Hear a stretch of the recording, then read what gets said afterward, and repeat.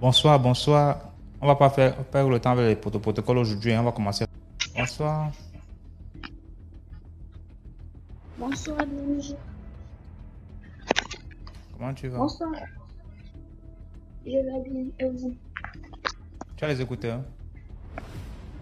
Non, non. Et Non, je n'ai pas les écouteurs.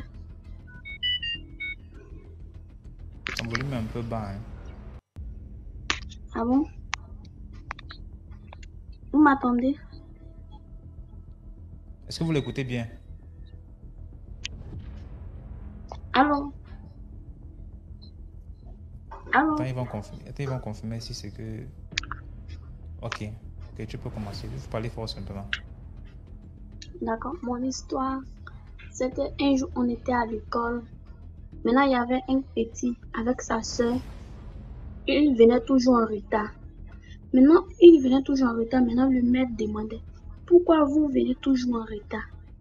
Maintenant, la sœur va lui demander, c'est Élisée qui fait, nous venons en retard. Attends. Pas les noms. Il dit, attends, excuse ma question. Tu as quel âge? Moi, j'ai 19 ans. Je suis. Oui, sérieux. Faut pas donner les noms.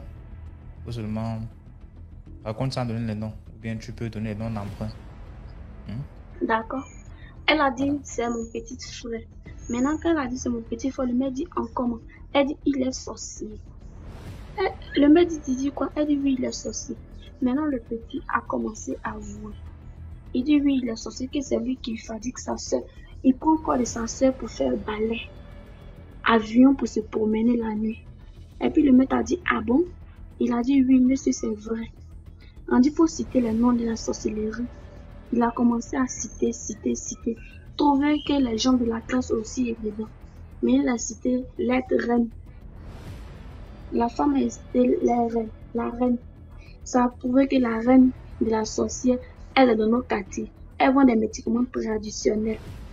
Les médicaments traditionnels, il y a aussi qui gens pour les plaies de ventre. Ça ressemble un peu du sang. Vous connaissez les cuidants gourons, les cuidants. Le petit a dit que c'est os de l'homme.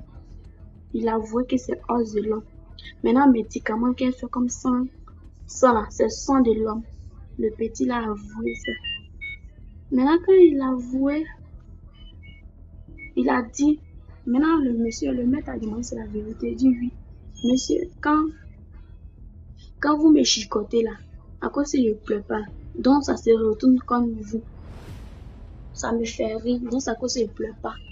Maintenant la femme de la tante là, elle c'est une petite fille de 4 ans. Il dit la fille de 4 ans, elle est dans la sorcellerie. Elle a 4 enfants. Lui là-bas c'est un boss. Il a 4 voitures rouges. La femme a c'est leur royaume. Quand il a dit ça, tout le monde était dessus. Tout le monde était dessus. C'est là le petit, on l'a cherché de l'école. Il venait plus. C'est là. Un peu l'histoire, il ne sait plus où il est. Comme je suis venu à Abidjan, ça s'est passé à San Pedro. Il n'a plus l'histoire du petit. Ok. C'est tout. Merci pour l'histoire. Merci. C'est gentil. Bonne soirée à vous.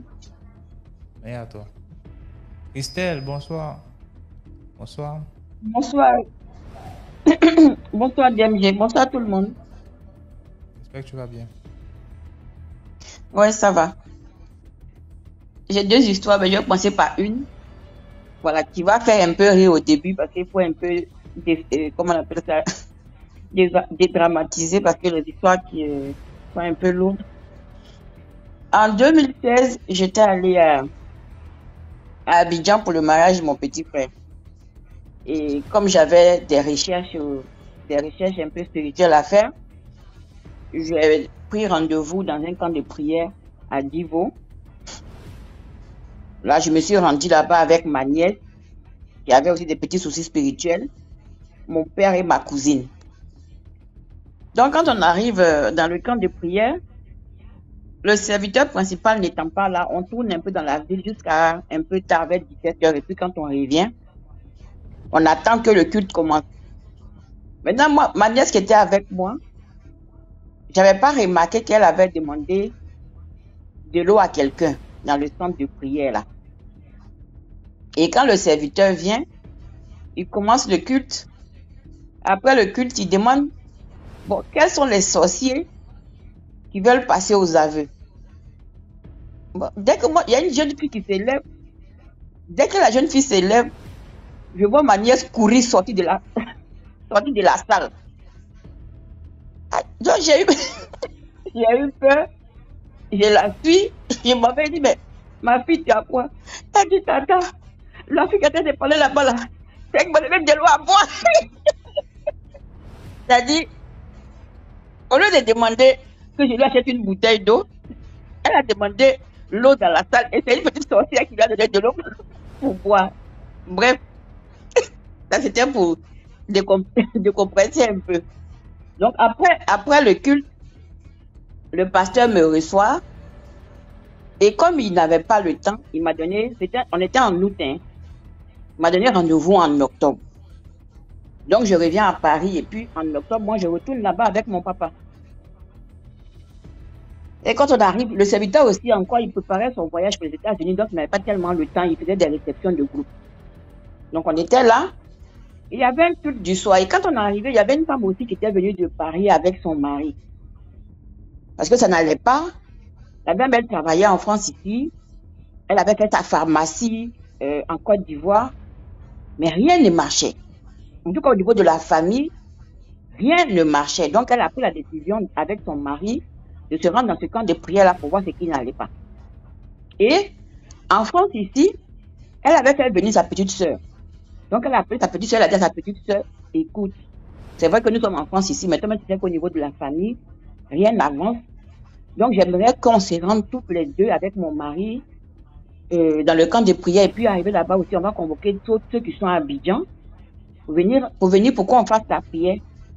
Et sa petite sœur lui dit, bon, c'est vrai que l'idée n'est pas mauvaise et tout, mais j'aimerais que, bon, vu que j'ai pas mes vacances, toi, il faut t'avancer. Maintenant, arriver là-bas, selon ce que le serviteur de Dieu va te dire, moi, je vais faire le déplacement s'il le faut, mais après.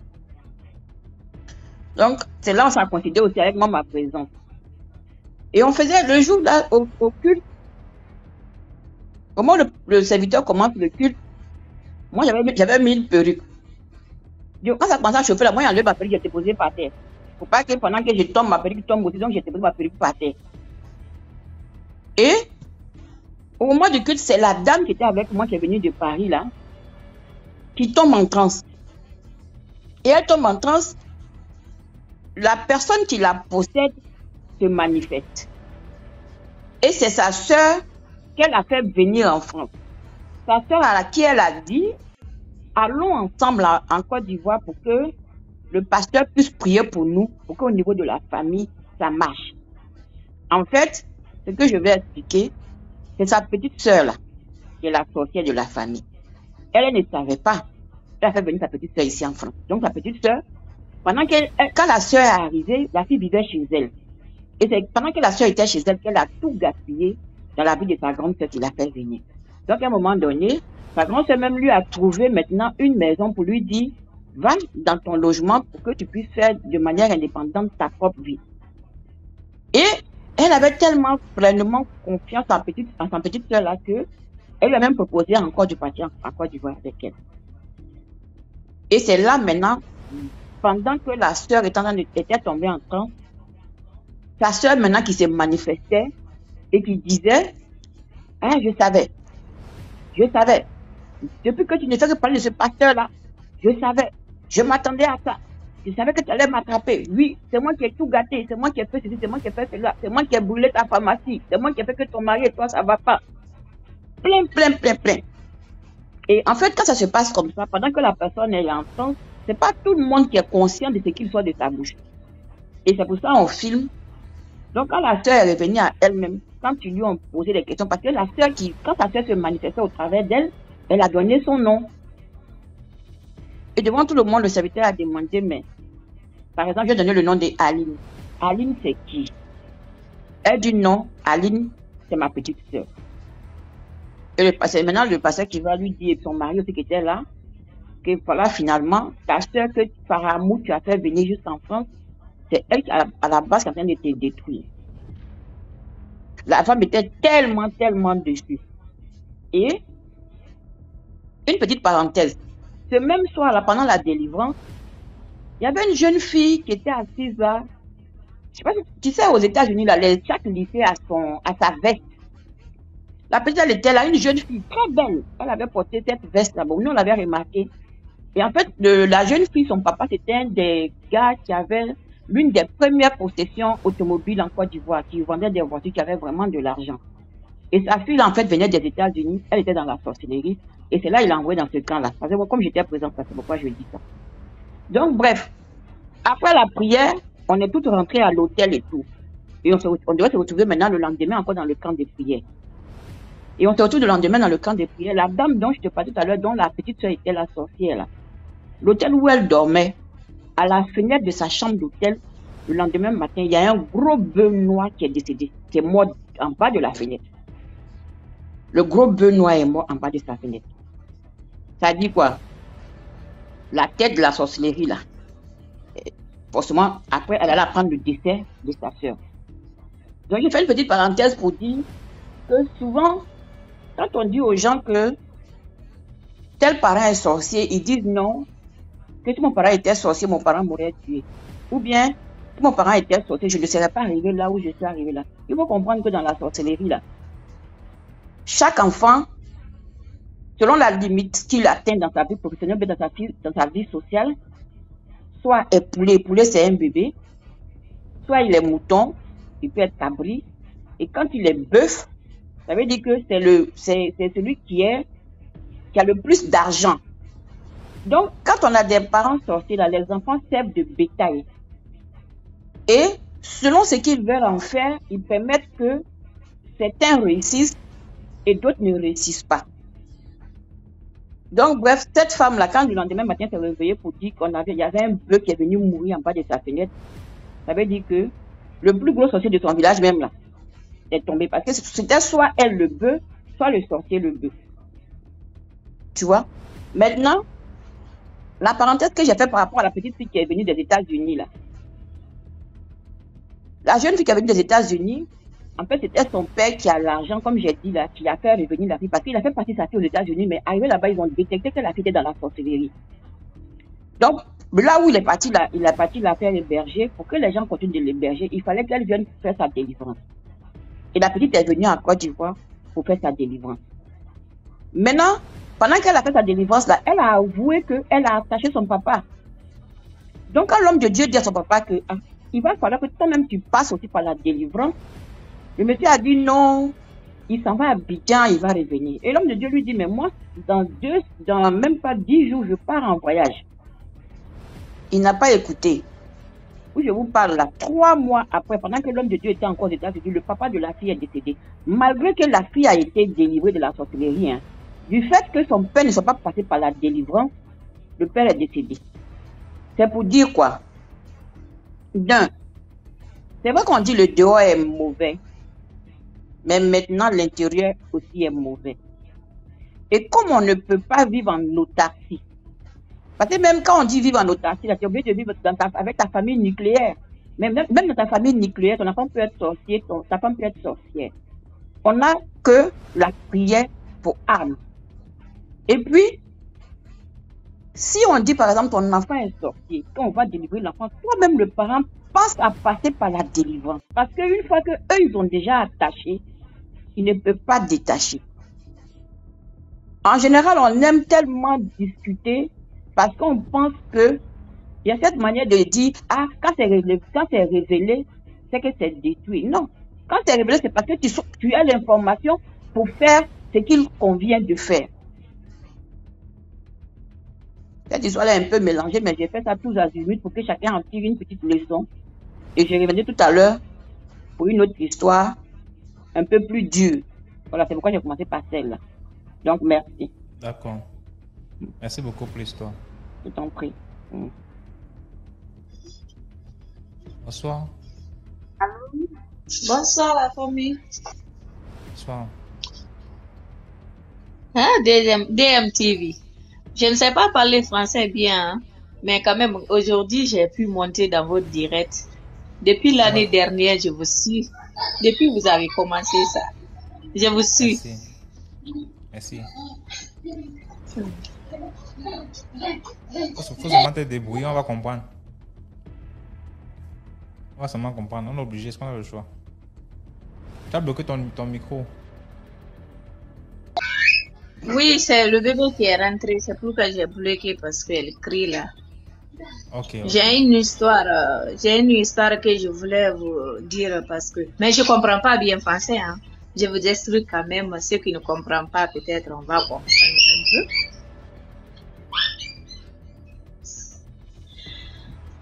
J'ai une histoire que je vais vous dire. Ici en Europe, ce qui s'est passé ici, ça n'a pas les mêmes sur les réseaux sociaux. Il y avait une fille, les mamans qui fait venir ses enfants de bled ici. La fille là, elle est venue ici, elle était adolescente déjà. Allô, vous m'entendez? Oui, on t'écoute là. Ok. Sa maman l'a fait venir ici parce que sa maman était là. Elle est venue ici avec ses autres enfants. Elle est restée là-bas. Quand sa maman a eu la situation, elle a pu faire venir maintenant. Donc elle, quand elle est venue, elle a commencé l'école maintenant. Elle est devenue adolescente. Elle a commencé à fréquenter les amis. Elle avait une copine qui avait une jolie voiture, qui s'habille belle, trop belle. Donc, elle a envié la vie de sa copine. Elle a demandé à sa copine, mais comment toi tu fais pour avoir tout ça là? Regarde la maison, ta belle maison, regarde ça. Tu vois, chaque fois, elle dit ça.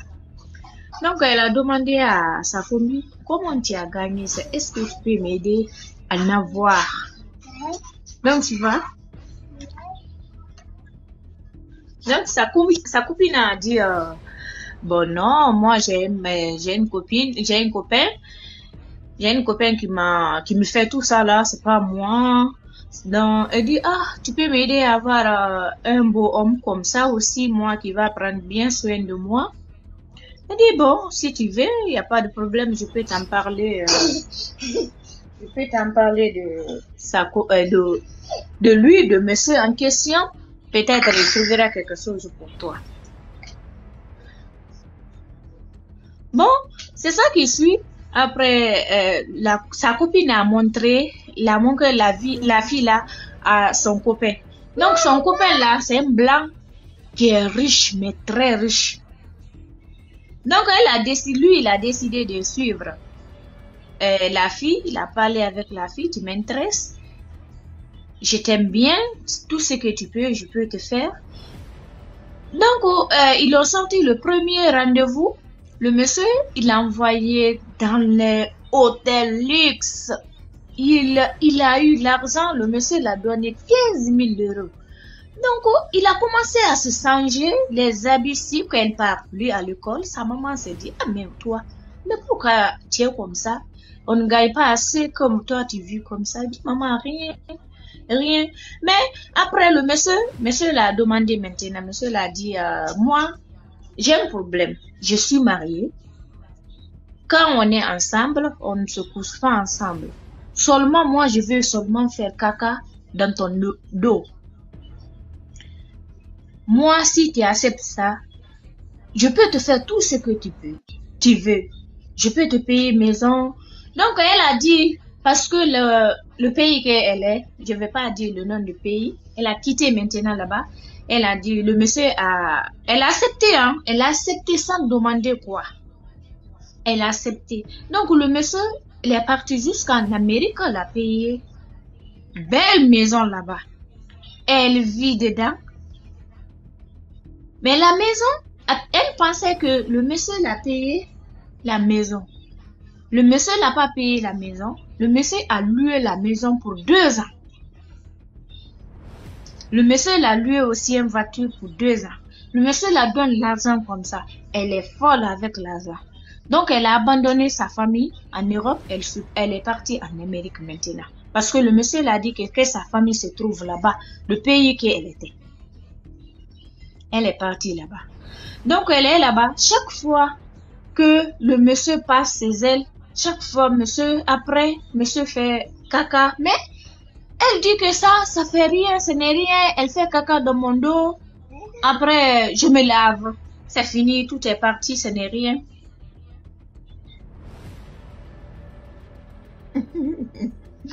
Je regarde le commentaire comme ça. Faut pas gérer les commentaires, s'il te plaît. D'accord. Donc, tu vois, elle dit que ça ne fait rien, que le monsieur le fait caca dans son dos. Ah, je me lave, ça fait rien. Donc, tu vois, donc le monsieur lui donne l'argent comme ça, sa famille l'appelle. Elle a l'argent, elle considère même pas sa famille ici maintenant. Elle considère pas sa famille. Elle fait sa vie là-bas. Donc, elle est restée là-bas. 1 an. Le monsieur fait caca dans son dos. Elle fait caca. Après, elle finit. Elle le nettoie. Tout, elle se lave. Elle pense que c'est tout. Donc, une année est écoulée. Une année, 5 mois est écoulée. Comme ça, maintenant, monsieur a arrêté de venir. Elle cherche à joindre le monsieur. Elle est tombée malade. Elle n'arrive pas. Elle est restée là-bas. L'argent que le monsieur a payé pour le loyer. Et un jour, la propriétaire est venue taper la porte. Que le prix de loyer. Parce que c'est une maison luxe, c'est très cher.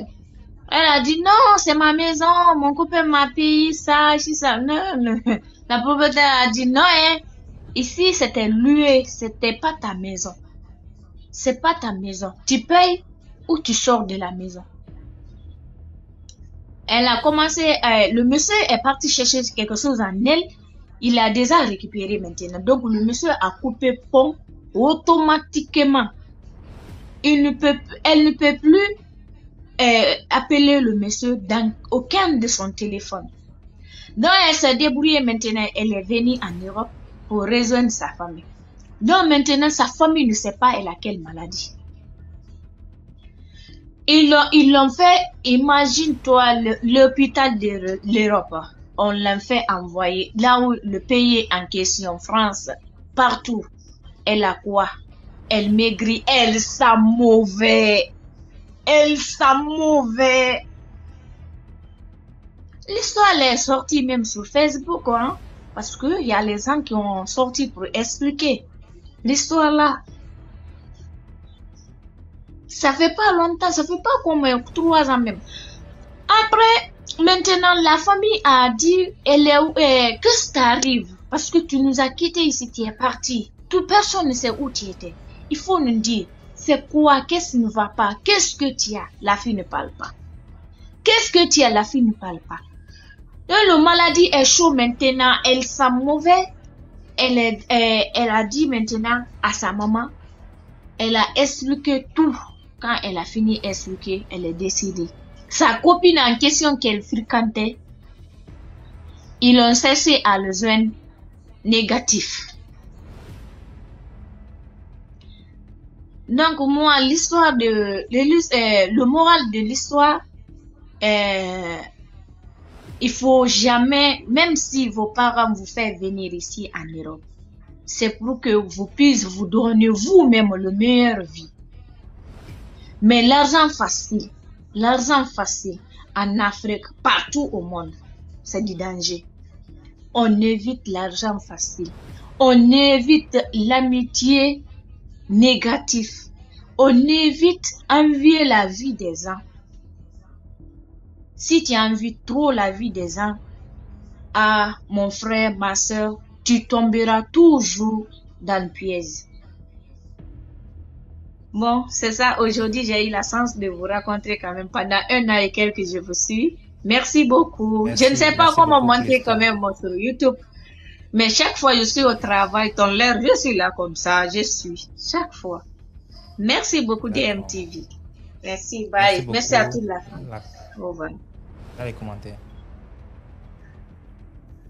Abonnez-vous sur YouTube aussi. Hein? Là-bas, c'est aussi les histoires là, tous les jours sur YouTube. C'est pas que les directs qu'on fait ici. Chaque mercredi et vendredi là. Sur YouTube aussi, il y a les histoires tous les jours. C'est de WhatsApp. Bonsoir. Alors, moi, j'ai une histoire à raconter qui m'a été racontée Le par... volume, est-ce que vous avez les écouteurs? Non, j'ai pas d'écouteurs. Vous m'entendez? Ah, c'est pas bon le volume. Vous m'entendez là? C'est bon? Ouais, c'est mieux là. Ok, alors, donc je vais vous raconter une histoire. Donc ça s'était passé au village. Donc un monsieur s'est rendu dans un pays travailler. Donc cette personne-là travaillait, c'était une très grande personnalité. C'était un ingénieur. Donc il est venu travailler, il a rencontré une femme. Et cette femme-là, ils ont commencé à faire leur vie ensemble. Ils ont commencé à avoir des enfants, ils vivent ensemble. Une vie vraiment géniale. Le rêve. Et ce monsieur, le temps passait, des années passaient. Cette dame a commencé, la femme en question, a commencé à demander à son chéri, « Mais écoute chéri, ça fait déjà tant de temps, ça fait plusieurs années que nous sommes ensemble. Je n'ai pas encore rencontré ta famille. Je les ai même pas au téléphone. Mais quand est-ce que tu vas me présenter ?» Donc le monsieur a dit, donc le chéri, ils n'étaient pas mariés. Donc le chéri a dit, non, t'inquiète pas, on ira voir ma famille, t'inquiète. Je t'emmènerai voir ma famille, t'inquiète. Mais pour l'instant, on va vivre ensemble, on a des beaux enfants, profitons, et un jour, on ira voir ma famille, sans problème, t'inquiète. Donc les années passent. Ils ont commencé à avoir 3 enfants, les enfants grandissaient. Et un jour, elle a tellement insisté, elle a dit, chéri, j'en ai marre, je ne peux pas rester comme ça, tu ne m'as pas doté, tu connais ma famille, moi je ne connais pas la tienne, donc emmène-moi voir ma belle famille. Et c'est alors qu'à un moment, il dit, bon, ok, je suis d'accord avec toi, je veux t'emmener voir ma famille. Mais pour cela, il va falloir qu'on achète tout ce qu'il faut, parce que ça fait très longtemps que je n'ai pas vu ma famille. Donc il faut qu'on achète tout ce qu'il faut pour le mariage, pour les présentations. Donc ils ont rempli la voiture avec tout ce qu'il faut, les boissons, la nourriture, les sacs de riz, tout ce qu'il faut en fait pour des présentations et de l'argent. Donc il avait sa propre voiture, ils ont pris les enfants, la femme, ils ont pris la route pour aller voir sa famille. En arrivant, il dit à sa femme, bah, écoute, je vais m'arrêter à ce niveau-là. L'histoire n'est pas longue, hein, donc elle est vraiment très courte. Je vais m'arrêter là, toi tu avances, c'est juste 2 villages après. Tu t'arrêtes, moi j'arrive après. Donc, la femme dit, ok, il n'y a pas de problème. Ça faisait des années qu'ils étaient ensemble. Donc, il y avait une confiance totale. Et donc, du coup, la femme, elle continue avec le chauffeur. Ils arrivent à la maison. Donc, la famille était là au village. Vous savez, au village, quand il y a une voiture qui s'arrête, on s'y attend pas. Les gens regardent, ils se posent la question, mais c'est qui? Il y a une belle femme qui arrive avec 3 enfants, c'est qui? Donc, ils se posent la question. Et la dame arrive, elle dit, oh maman, parce qu'elle a vu sa maman en photo, la belle-mère en photo, elle a vu les oncles, tout ça. Maman, c'est moi, je suis la femme de telle. Je ne vais pas citer le nom. Je suis la femme de telle, je suis venue vous montrer vos petits-enfants, tout ça. Voilà. Donc, il s'est arrêté, il arrive. Et la maman, elle s'arrête, elle regarde la femme, elle dit, mais c'est pas possible. Tu me parles de qui? Non, je te parle de votre fils, telle personne. Il dit, mais c'est pas possible. Donc certains ont commencé à pleurer, ils ont commencé à dire, mais c'est pas possible, tu nous parles de quel, admettons, je vais donner un prénom d'emprunt, Philippe, par exemple. Mais tu nous parles de Philippe, nous on avait juste un seul Philippe. Mais ce Philippe, il est mort depuis longtemps. Ah, mais comment ça, c'est pas possible? Elle a commencé à pleurer, montrer les photos, sortir l'album de la valise. Voici Philippe et tout. Donc là, tout le monde a commencé. Ils ont tous commencé à pleurer et à dire, mais non, Philippe, il est mort, mais depuis très longtemps. Mais il est descendu où? Il a dit, bah, il est descendu juste à côté. Il me dit, bah, la dame a dit, bah, la maman a dit, mais c'est là où il est enterré.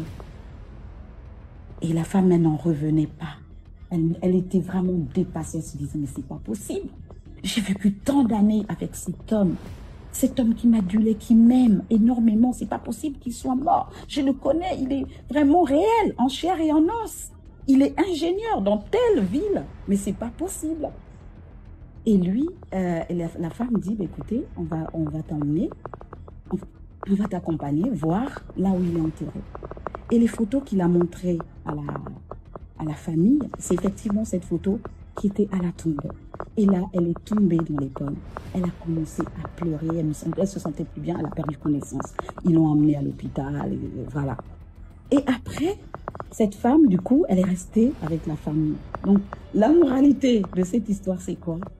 C'est dire à la jeunesse, aux femmes, à ces femmes-là qui vivent des longues années avec leur chéri, que ce soit à l'étranger, apprenez, essayez de connaître d'où vient cet homme. Parce que cet homme, c'était tout simplement un revenant qui avait été sacrifié pour aller travailler dans un autre pays, dans une autre ville. Donc voilà, mon histoire se termine par là. Merci beaucoup, Maëlle, pour l'histoire. À bientôt, merci beaucoup, au revoir. Dans les commentaires. Apprenez à vous renseigner sur vos partenaires. Hein? Il n'y a pas de longue, de courtes relations. Quand un homme commence à t'aborder, tu as quelque peu des intérêts pour lui. Direct, tu commences les recherches, tu deviens FBI, tu deviens CIA. Parce que parfois, il y a des lourds secrets. Les gens disent toujours, ton passé ne m'intéresse pas. Ton passé ne m'intéresse pas comment? Ton passé m'intéresse beaucoup. Mon passé m'intéresse beaucoup. Non, le passé n'est pas important, c'est le présent et le futur. On va construire notre futur avec. Tu vas aller sortir avec un monsieur, il a tué plus de 40 personnes dans son village, il est recherché dans son village, un marabout, un ancien marabout. Après, son passé ne t'intéresse pas. Tu es avec une fille, elle a fait plus de 45 avortements, elle n'a même plus d'utérus, elle est là vide, elle est seulement quelqu'un qui est passé debout là comme le coquille. Tu vas dire que ça ne t'intéresse pas son passé. Après, tu vas la ramener chez toi et commencer à vouloir faire des enfants, c'est un problème. Non. Le passé est très important.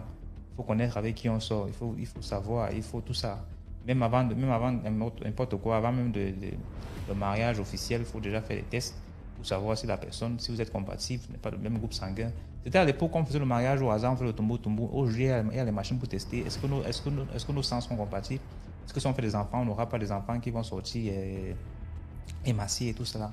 C'est très important. Bonsoir Deka.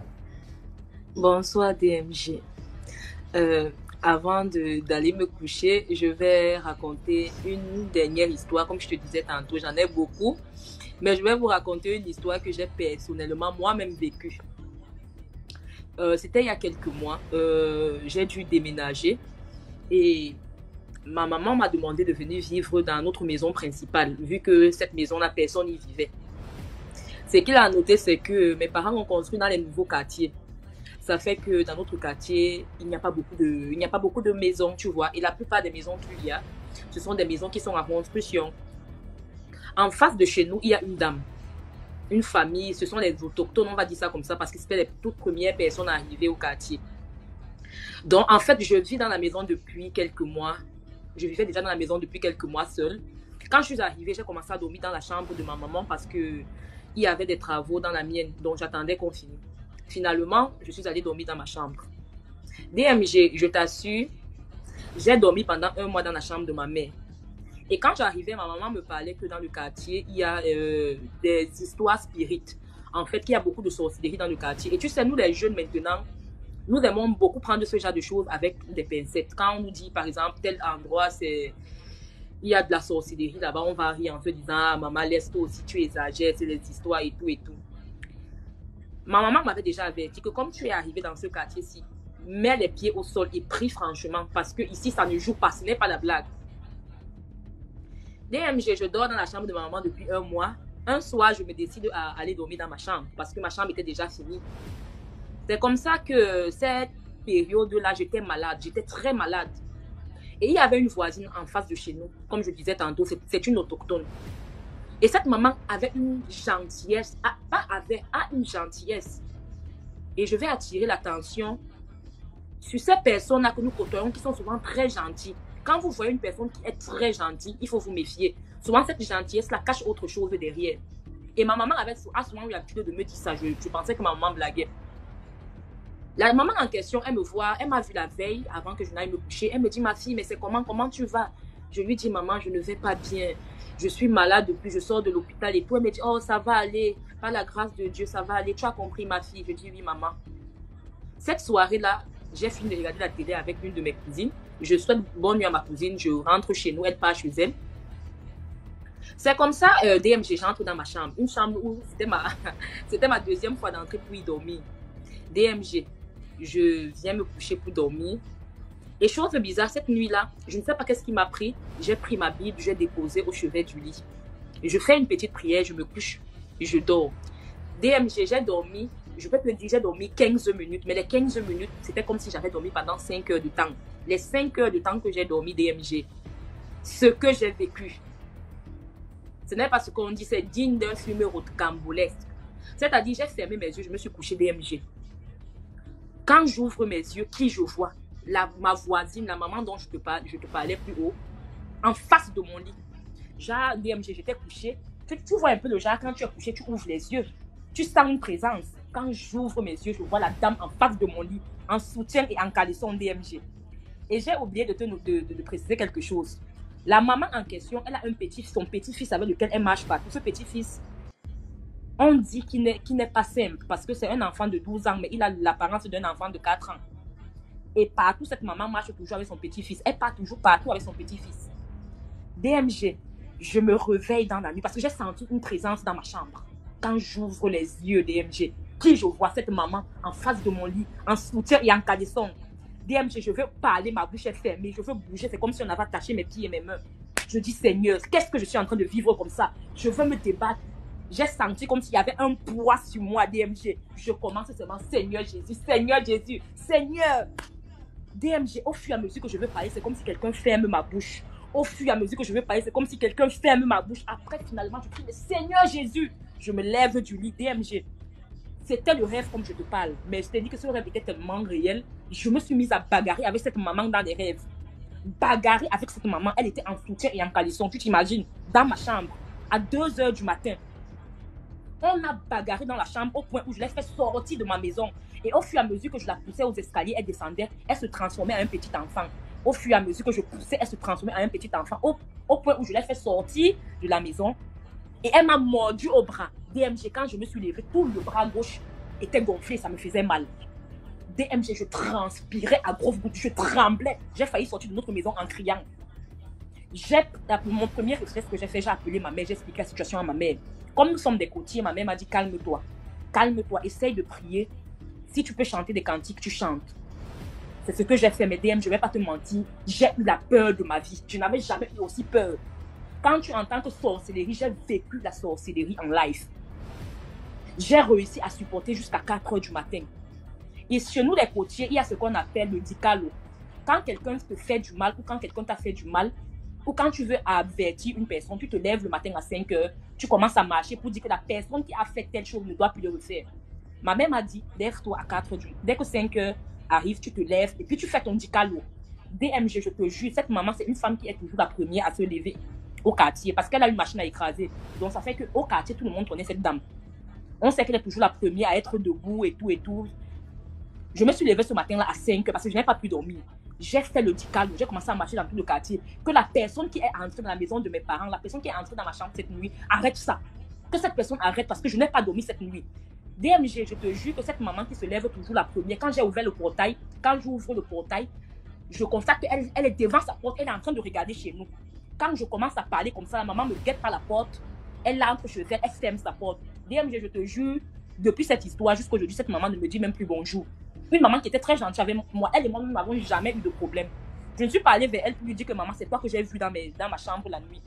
Je suis allée, j'ai parlé, tout le quartier a suivi. J'ai dit au quartier que la personne qui est venue chez moi doit arrêter ça. Qu'on me laisse, je ne suis pas parentée avec quelqu'un. Et comme j'ai parlé comme ça, DMG, ça s'est arrêté comme ça. Et la maman, jusqu'au jour d'aujourd'hui, elle ne m'a plus jamais salué. Elle n'a plus jamais parlé avec moi.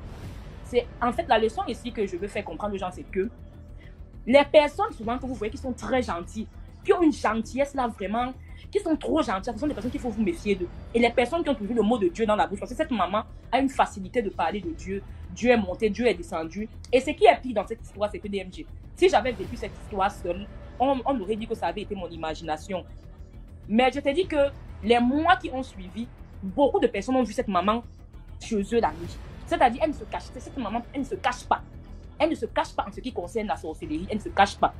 Donc, moi, les leçons que j'ai pu retenir, c'est que la gentillesse de certaines personnes, il faut faire très gaffe avec ça. et la prière. Vraiment, on s'amuse, mais on ne doit pas négliger le pouvoir de la prière. Parce que je me dis souvent que si je n'avais pas prié, Dieu seul sait ce que cette femme aurait fait dans cette grande maison. C'était un peu ma part de contribution que je pouvais amener dans cette histoire. Wow. Merci beaucoup, Deka, pour l'histoire. Une très puissante histoire. Merci à vous. Bonne soirée et bon début de semaine. Bonne soirée à toi aussi. Allô, ça va? Est-ce que c'est bon là maintenant? Toujours pas. Merde. Ça, c'est la sauce. Ok, là c'est bon, là c'est bon, là c'est bon, là c'est bon. C'est bon? Mhm. Ok. Je disais alors, quand on passe souvent dans les villages des gens, là, il faut vraiment beaucoup faire attention. Parce qu'on ne sait pas, il faut avoir un très bon esprit de un, il faut être, on va dire innocent, un esprit pur. Sinon, on ne sait pas ce qui va arriver. Alors, il y avait le deuil d'une connaissance. Et je suis partie avec un ami, c'est un village de l'Ouest, c'était à Bouddha. C'était une grande personnalité qui avait perdu quelqu'un. Et là, on arrive pour arriver dans son, on va dire, chez lui, en fait, au lieu du deuil. C'était genre 10 à 15 minutes. Et nous, malheureusement, on avait pris une voiture basse. On ne connaissait pas comment la route était. Il était vraiment sableux. Il y avait vraiment beaucoup de poussière et tout et tout. On roule. On arrive vraiment bien. Tout se passe bien. Parce qu'on voulait juste arriver, faire juste un briefing, s'asseoir et sauter condoléances et rentrer rapidement parce que c'était pas notre village. Et c'était juste pour faire acte de présence. Donc, on a remis les paquets. En voulant rentrer, on roule. La route, c'est une ligne tout droite. Hein. J'ai tout droite. Tout droite à Bouddha. Tout droit. On ne comprend pas. On roule. Ça fait 30 minutes sur la route. On n'arrive toujours pas à trouver le même chemin d'où on est venu. On nous dit, qu'est-ce qui se passe là? Mon ami, là, il roule. Mais à un moment, c'est moi-même qui je me rappelle ce que mon arrière-grand m'avait dit que non. Quand il y a des trucs comme ça, après tu t'arrêtes, tu parles. Quand tu pars dans les villages, les gens, tu parles, tu dis que tu n'es pas venu pour faire quelque chose de mal. Tu es juste venu pour voir quelqu'un, pour saluer quelqu'un. Et maintenant, tu es en train de rentrer chez toi. Que tu n'as rien pris, tu n'as rien volé, tu n'es parti avec rien du tout. C'est là où je dis à mon ami que bon, je lui ai même demandé carrément, j'ai dit que sors de la voiture, parle. Place-toi en plein milieu de la route, tu parles. Comme ça. Il me dit qu'il va parler, il s'adresse à qui? Il dit non, parle. Parce que c'est comme si on ne veut pas nous voir sortir de là. Parce qu'il y a des gens, il peut y avoir des esprits. Parce qu'on n'arrive pas à trouver la route. Les gens passent devant nous, ils sortent, ils partent. Mais nous, on ne trouve pas la route comment. Alors qu'on n'a même pas fait 15 minutes pour arriver là-bas. Et c'est la ligne droite. Donc, comment on ne trouve pas toujours, on n'arrive toujours pas au bout du goudron, quoi. Ce n'est pas normal. Donc, il sort, il descend, il parle quand même. Il lui dit, ok, dis ça. Il descend, il dit, ok. Je ne suis pas venu pour tuer quelqu'un. Je ne suis pas venu ici pour ça. Je suis juste venu pour dire mes condoléances, pour pardon. Il parle vraiment, il parle. Après, il dit, ok, bon. Il dit, non, ça va, vas-y. C'est pour moi. Après, quand il parlait, je parlais aussi. J'ai dit, ok, remontons pas maintenant, on va trouver les routes. Et je nous donne même 5 minutes pour trouver la route. C'est là où on a roulé. En 5 minutes, on était en route. Il me dit, merde. Parce que il y a des gens, quand tu arrives dans leur village, pour ressortir, si on avait un mauvais fond, on était venu pour faire du mal à quelqu'un, ou peut-être, je pense aussi, si on était vraiment venu pour faire du mal justement à l'un de leurs, on va dire, un villageois de leur village, peut-être on ne serait pas sorti de là si on avait des mauvaises intentions. Mais on n'avait pas de mauvaises intentions, on est venu faire ce qu'on est venu faire, on était en train de rentrer. Et on s'est retrouvé bloqué.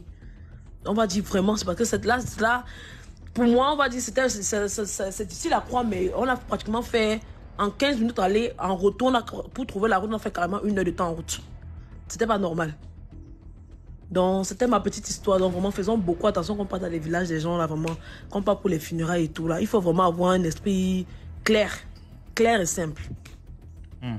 Alors, c'est mon histoire. Merci, DMG. Beaucoup, prochainement. D'accord, dans les commentaires. Dans les commentaires. Bonsoir. Hello, bonsoir à tous. Ça va bien? J'entends des échos, j'entends ma voix comme d'habitude. Attends, je vais baisser mon micro. Bon, j'ai raconté l'histoire que j'ai vécue dans un quartier de Libreville. Je cite le nom de la ville. Est-ce que voilà. Bon, en fait, moi, j'ai grandi dans 2 quartiers. J'ai grandi à la fois chez une de mes aînées et quelquefois je venais chez ma mère. Et donc, ma mère, elle habitait dans un quartier vraiment très populaire. Quand elle a quitté mon père, elle s'est cherché une maison dans un quartier, je veux dire, un peu communautaire. Et dans ce quartier-là, les gens étaient très, très sociaux. C'est-à-dire que ils organisaient des fêtes, des associations, des tontines, des trucs comme ça. Mais bon, moi, je venais là, au départ, je venais juste les vacances parce que moi, j'ai grandi vraiment chez ma sœur. Je venais que les vacances. Et des fois, mes vacances pouvaient durer 6 mois, quoi. Je partais pour juin, comme ça. Et puis, je faisais juin, juillet, août. Puis, je restais jusqu'en octobre, jusqu'en décembre avant de repartir chez ma sœur. Parce que bon, l'école aussi où j'apprenais, c'était pas aussi très très loin. Non, c'était à 1 heure de chez ma mère, mais à 2 minutes de chez ma sœur, quoi. Donc, parfois, il arrivait que bon, je restais chez ma mère après, quelques temps après, je repartais. Mais ma mère, mon père ne voulait pas que je vive avec ma mère. Mon cadet aussi habitait chez mon père. Il y a un autre qui habitait chez un de mes grands-pères, l'oncle de ma mère. Donc, c'est comme ça. On a grandi dans ce quartier-là. On était très familial. Tout le monde se connaissait. C'était vraiment un quartier de famille. Tout le monde se connaissait. Mais ce qu'il y avait dans ce quartier, c'est que chaque 6 mois, il y avait un jeune qui mourait. Le jeune décédait subitement, mais après la tontine du quartier. C'est-à-dire que toutes les mamans du quartier faisaient une tontine. Mais cette tontine-là était tellement lourde que parfois ma mère, elle participait pas, elle disait non, moi je peux pas, 100 000 c'est trop, comme ça, d'un coup non, je peux pas. Donc, mais elle pouvait participer pour faire à manger parce que bon, c'était le quartier, c'est la famille. Elle pouvait participer pour la cuisine, des trucs comme ça. Après, elle rentrait chez elle, quoi. Mais elle participait pas trop à la tontine. Donc, dans ce quartier-là, chaque 6 mois, il y avait un enfant qui décédait brutalement, hein, par accident ou par comme ça, quoi, subitement. Le premier enfant qui est décédé, il est décédé par accident. Ils sortaient. Nous, on partait toujours à l'école en groupe. On partait à l'école parce que tous les enfants du quartier apprenaient dans le même groupe scolaire. Il y avait pas d'autres groupes, d'autres écoles que ces écoles-là. Donc, nous tous, on apprenait presque dans les mêmes écoles. Si tu es au collège, tu es dans le même collège que tous les enfants du collège du quartier. Si tu es au primaire, tu es dans l'école primaire de tous les enfants du quartier. Et donc, on partait tous les matins, on partait ensemble. Et il y avait souvent une dame qu'on croisait les matins. Cette dame-là, à chaque fois que nous tous on la croisait, on traversait la route automatiquement parce qu'on se disait, les gens l'appelaient la sorcière du quartier. Mais en fait, c'était pas elle la sorcière du quartier. Et au fur et à mesure que les gens l'appelaient sorcière, ça commençait à l'agacer. Quand tu n'es pas quelque chose et que les gens te prêtent cette identité-là, ça fait mal. Ça a commencé à l'agacer. Et donc, elle a commencé à maudire toutes les personnes qui la traitaient de sorcière. Et un jour, c'est comme ça, on partait à l'école, on la croisait, elle venait. Et quand elle venait, nous, on a traversé. Il y a un gars qui a dit, non, moi, je traverse pas, j'ai pas à avoir peur d'elle. Je vais la croiser, ce qu'elle a, elle va me montrer ce qu'elle a. Quand il a croisé la dame, elle a enlevé sa chaussure, elle a léché le bas de sa chaussure. Lui, il a dit, mais moi, ça ne fait rien, ça, moi, les gens racontent des choses sur toi, mais là, ce que tu viens de faire, là, moi, je sais pas ce que tu veux prouver en faisant cela, mais ça va rien me faire. Il va à l'école. Le gars, là, il n'est pas revenu à la maison. Il a fait quelque chose qu'il n'avait jamais fait depuis qu'il était rentré au lycée. Il n'était jamais monté dans des bus scolaires, au point même d'aller montrer sur le bus c'est-à-dire que tu montes dans le bus, mais tu laisses le bus, tu vas commencer sur la toiture du bus pour aller montrer que tu es un grand cascadeur. Il est tombé, il est mort sur le champ. On est venu appeler sa mère. Et le gars là, il était très intelligent. Et sa mort survient après une tontine.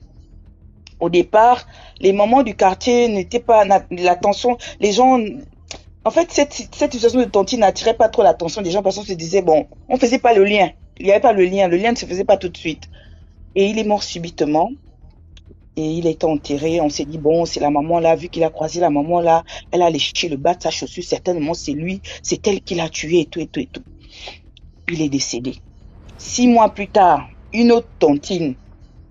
sa sœur décédée, elle vient, elle a eu le BPC, elle vient, ouais, j'ai eu le BPC, tout et tout et tout. Bam!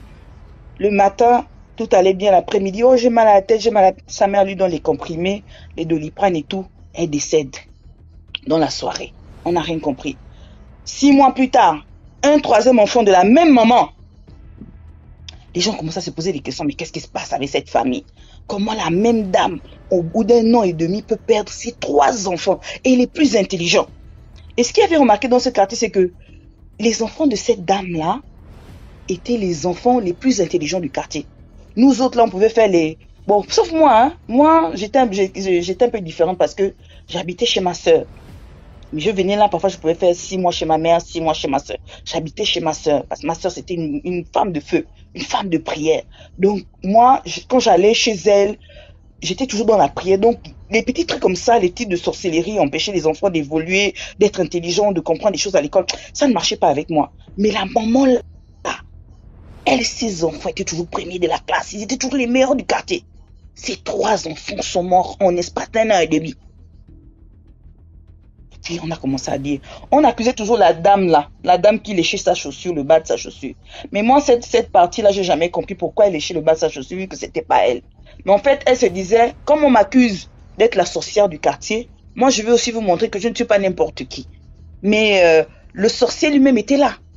Le sorcier lui-même était là.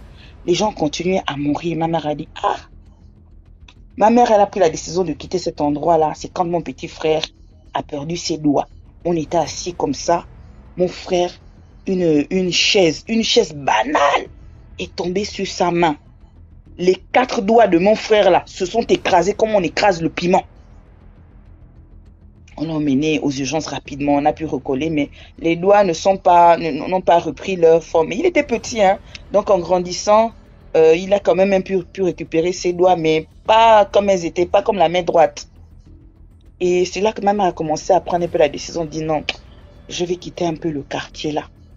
Et puis moi j'étais aussi ciblée parce que moi j'étais là, un jour je suis tombée. Quand je suis tombée, je me suis fait une blessure, vraiment une blessure banale au niveau des pieds. Et ma mère, elle, comme elle vient d'une famille un peu, les gens ont la tête ouverte là-bas, il y a déjà quelqu'un qui lui disait déjà que ah, tu habites dans un quartier qui n'est pas bien. Il faut enlever tes enfants là-bas parce qu'on va te prendre un enfant.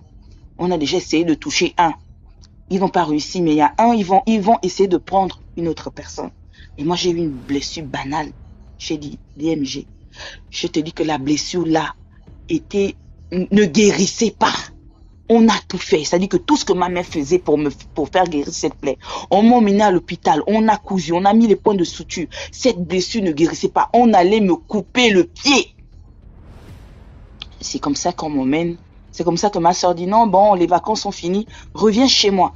Quand je repars chez ma soeur, elle me fait un truc banal, bête. Elle prend mon pied, elle trempe dans l'eau, elle prend un chiffon, elle me fait un pansement façon là. Je dis que au bout d'une semaine, la blessure qui était déjà, on voyait déjà l'os de mon pied. La blessure avait séché. La blessure avait séché. Je dis, en fait, mon histoire a un peu rapport avec la prière et les œuvres des ténèbres. Parce que ma soeur, elle était vraiment dans la prière. Et ma mère, elle n'était pas chrétienne à l'époque. La blessure avait séché. Et quand cette blessure a séché, quand je repars chez ma mère pendant les vacances, la blessure qui est déjà guérie reprend. Quand je reviens chez ma mère, quand je reviens chez ma soeur, j'ai dit non, je vais rester chez ma soeur. C'est bizarre. C'est comme ça que je suis restée chez ma soeur. Mais DMG, chaque 6 mois, il y avait un enfant qui décédait. Chaque 6 mois, il y avait au point où tous les enfants qui étaient brillants dans le quartier sont tous morts. Tous les autres enfants qui sont restés, ils ont abandonné l'école. Ils ont fait couture, coiffure, soudeur, vendeur de beignets. C'était les enfants comme ça qui sont restés. Et puis à un moment donné, il y a quelqu'un qui s'est quand même levé pour dire, mais non, pourquoi dans le quartier c'est comme ça? Il faut qu'on arrête un peu. Le monsieur et puis sa bande, ils sont allés chercher. Et le monsieur là, lui, il était jumeau. Lui, cette histoire-là n'atteignait pas ses enfants. Non. Ses enfants ont réussi. Ses enfants ont eu des bacs. Ils sont allés à l'université. Ils sont allés au Canada, aux États-Unis. Il était témoin de Jéhovah. Et il était jumeau. Et à chaque fois qu'il y avait des manifestations, des cérémonies dans le quartier, il ne participait pas. C'est lui qui a tiré la sonnette d'alarme pour dire, mais il y a quelque chose qui ne va pas ici. Pourquoi c'est après chaque tontine que les enfants décèdent dans le quartier? Et pendant la tontine, il fallait emmener un mouton ou bien cabri. Il fallait sacrifier un animal, prendre des boyaux de l'animal là, faire les bouillons, faire une bonne soupe que tout le monde allait manger. La dernière tontine là, les gens ont dit non. Nous, on ne fait plus la tontine. Parce qu'après la tontine, on remarque toujours qu'il y a un enfant qui décède. Tous les mamans du quartier ici ont déjà perdu un enfant. Sauf les mamans qui ont vraiment la protection, la main de Dieu sur elles. Donc là, ça devient un cercle, ça devient un cycle. Et nous, on ne veut plus participer à ça. Et le monsieur là qui est jumeau a commencé à attirer l'attention des gens par rapport à une dame du quartier qui était toujours la première à dire oui, non là, on va faire ça. C'était toujours elle. On a démasqué la maman là. On a démasqué la maman là. On a démasqué comment il y a eu une cérémonie, une grande cérémonie. On a dit non, la cérémonie là, il faut d'abord qu'on identifie les gens qui vont cuisiner. Et puis elle insistait pour, comme elle aime faire des boissons, un peu, des boissons, on va dire un peu, si tu veux un peu le moussoungou, si les gens connaissent un peu le moussoungou c'est le vin de palme. Elle aime faire des trucs comme ça. Oui, je vais emmener le moussoungou, c'est moi qui emmène que ça. On a dit non, on va pas te laisser faire le moussoungou parce que depuis un moment, on cherche la personne qui fait du mal aux gens dans le quartier. On ne trouve pas.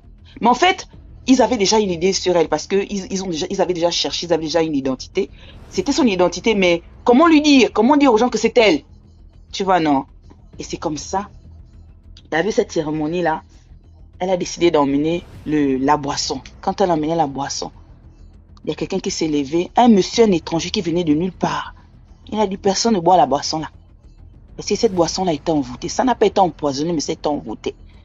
Et elle s'est fâchée, elle dit, ah bon, vous me traitez de sorcière. C'est moi la sorcière. Vous me traitez de sorcière. DMG, tu sais, quand quelqu'un a attrapé comme ça là, il n'a plus de mots à dire. Il n'a plus rien à dire parce qu'il est démasqué. Elle a fait quoi? Elle a programmé un accident. Dans l'accident là, il y a 2 enfants qui sont morts.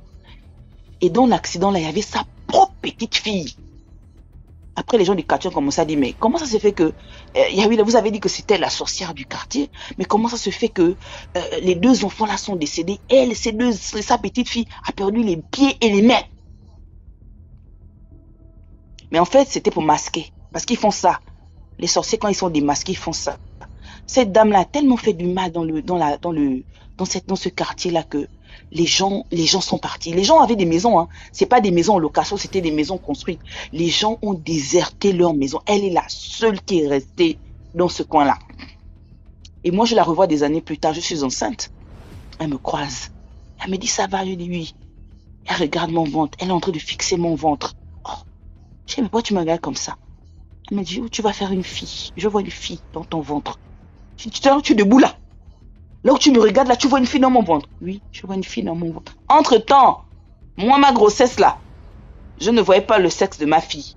Mon enfant, là, ne montrait pas le sexe. Jusqu'à 7 mois, on ne voyait pas le sexe. J'ai fait le trousseau de mon enfant, là. Comme ça, on s'est dit, bon, comme on ne voit pas le sexe de l'enfant, on va faire un trousseau mix. Comme ça, la naissance, si elle sort fille, c'est bien. Si elle sort garçon, on va lui porter les habits on va acheter. Mais elle avait vu le sexe de l'enfant. Ma mère a dit, éloigne-toi d'elle. On avait quitté le quartier là, c'était parce que elle faisait du mal et on l'avait démasquée. Mais elle est restée quand même à chercher les traces de ma mère. Parce que les années plus tard, quand elle retrouve ma mère a bien évolué. Ma mère a bien progressé dans ma mère. Ah, quand tu as commencé, tu n'étais rien du tout. Ton commerce là, c'était de n'importe quoi. Maintenant, tu as évolué, tu as même construit ta maison. Il faut que je vienne savoir où tu habites. DMG. Personne n'a jamais montré à la dame là où ma mère habitait. Elle cherchait le quartier. Elle a cherché le quartier jusqu'à elle a trouvé le quartier. Le jour qu'elle a trouvé le quartier, j'étais là assise. Elle est venue. Ma mère a dit, mais tu as fait comment pour arriver? Elle a dit, non, je me suis renseignée. Comme je savais que c'était dans cette zone-là que tu habitais, je me suis renseignée. Tu es venue faire quoi? Oh non, je suis venue voir comme on m'a dit que tu as construit, tu habites, mais tu habites maintenant ici. C'est là que ma mère s'est rappelée la parole qu'on avait dit que elle cherche à te prendre, la personne qui fait du mal aux enfants dans le quartier, cherche à te prendre un enfant. Ma mère a inventé un truc, elle a dit non, moi je sors, donc tu ne peux pas rester là, il faut que je te raccompagne et tout, et tout, et tout. Ma mère l'a raccompagnée, et puis quand elle la revoit des mois après, dans le quartier, dans la ville quelque part, elle dit non, ah mais tu sais, depuis que je suis venue chez toi et que tu m'as raccompagnée, je n'ai plus jamais retrouvé le chemin qui va chez toi. En fait, cette histoire-là, c'est une histoire qui m'a marqué, quoi. Parce qu'il y a une maman qui a perdu, la maman qui a perdu ses 3 enfants-là, elle a finalement perdu sa vie, le chagrin. Le chagrin. Quand on arrive dans un quartier, ne nous familiarisons pas avec les gens aussi vite. Tu ne sais pas qui est qui. Et cette tontine, les histoires de tontine là aussi, moi, je prends mon exemple bêtement. Hein. Moi, j'ai toujours fait des tontines. Mais je n'ai jamais touché l'argent des tontines que je fais. Je peux même être la dernière. On ne me paye jamais. À un moment, je me suis dit non, c'est pas pour moi ce truc-là. Ces histoires de tontines, il y a des leçons à tirer dedans. Parfois, ce sont des tontines diaboliques. Parfois, ce sont des trucs sataniques pour tirer les chances, pour tirer des grâces, pour arracher des vies. Tu comprends? Donc, en fait, je voulais raconter cette histoire-là pour dire aussi aux gens que quand vous arrivez dans les quartiers, vous arrivez dans un environnement, même si c'est familial, même si c'est jovial, même si c'est festif, méfiez-vous, de nos jours là, les gens sont prêts à tout. Elle aussi, la maman là, ces trucs qu'elle est allée prendre pour détruire les gens, ça l'a pas rendue riche. Elle n'est pas riche. Elle n'est pas riche, c'est juste le mal, quoi. Le mal, tu sais, quand tu as déjà le mal qui lui... Et je veux vous dire, hein, il n'y a aucun de ces enfants qui a réussi. Du moins, ceux qui ont essayé un peu de s'en sortir, ils ont des vies un peu abracadabra, c'est-à-dire, tu vois, l'autre est marié, il n'y a pas les enfants, l'autre est là-bas. Ils sont pas heureux, quoi. Ils n'ont pas une vie stable. Même si elle a fait ça, elle n'a rien gagné dedans. Mais à la fin, on a découvert que c'était elle. Tout le quartier, tout le monde sait que c'est elle. Dès qu'il y a un truc, on sait que non, là, les gens sont partis protéger. D'autres sont allés protéger leurs enfants. D'autres sont entrés dans les églises. Mais les gens ont abandonné leur maison, ils ont mis en location. Ils ont quitté le quartier. Et c'est cette histoire que je voulais raconter ce soir parce que bon, c'est resté dans un coin de ma tête. Ça m'a vraiment traumatisé. C'est une histoire qui nous a traumatisé parce que on était un ensemble de jeunes dans le quartier. Et on vivait chacune nos évolutions. On se disait, bon, toi, moi je suis en 3e, moi l'année prochaine je suis en 2e. L'autre, moi je suis en terminale, je vais à l'université. Vraiment, il y avait des concurrences comme ça. Et d'un coup, le mal s'est introduit par la jalousie, par la haine, parce que elle, ses enfants n'avaient pas cette gloire-là. Ses enfants ne brillaient pas. Est-ce que tu vois? Et merci, voilà, c'est un peu mon histoire de ce soir. Je vous souhaite une bonne soirée à tous. À bientôt. Super. Allez, commentaires.